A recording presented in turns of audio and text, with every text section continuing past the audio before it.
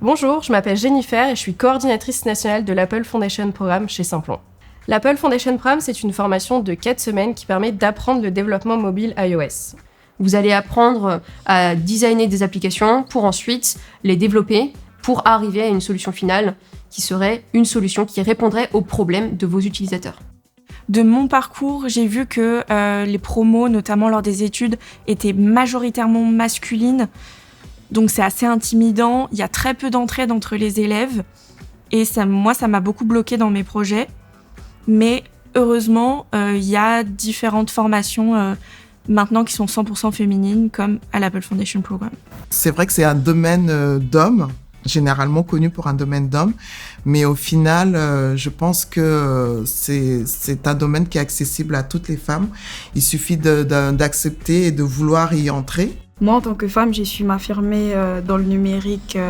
J'ai appris à être autonome, faire entendre ma voix et à développer des projets. Pour moi, la question serait même inversée. Ce serait de dire pourquoi, en fait, l'informatique ne serait pas accessible aux femmes, en fait. Ce qu'il faut savoir, c'est qu'à la base, c'était les femmes qui faisaient du développement.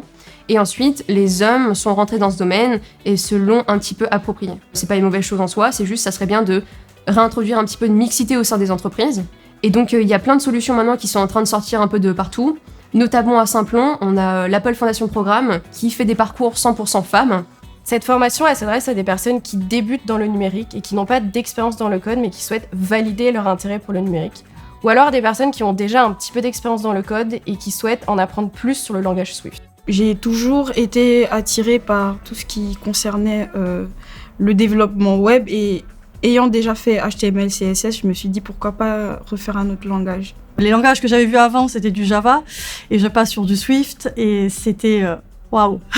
Littéralement, je suis tombée amoureuse puisque c'était simple, c'était compréhensible et j'ai adoré. C'est une formation accessible aux personnes qui ne s'y connaissent pas au code, dans le sens où il y a vraiment une vulgarisation dans ce secteur-là.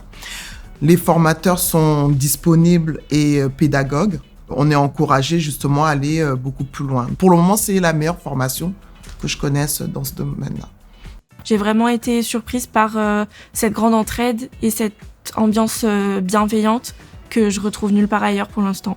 Si j'avais un conseil à donner aux femmes qui hésitent à candidater à l'Apple Foundation Programme, ce serait d'arrêter d'hésiter tout court en fait, puisque si elles aiment le code, l'informatique je parle plutôt en général, le numérique, la technologie, il faut qu'il n'y ait rien qui les freine. Il suffit juste vraiment d'avoir la soif d'apprendre et d'y aller à fond. Et surtout, ce qui est encourageant, c'est de voir qu'il y a d'autres femmes qui sont dans ce domaine-là et qui codent vraiment très bien. C'est un milieu qui est encore considéré très masculin, mais ça se démocratise, on est beaucoup plus de femmes et plus il y en a qui vont s'inscrire et s'intéresser, plus on sera nombreuses. Donc. Si vous êtes intéressé par le code ou par le numérique en général, l'Apple Foundation Programme propose des sessions tout au long de l'année et dans 5 villes différentes. Donc n'hésitez pas à postuler.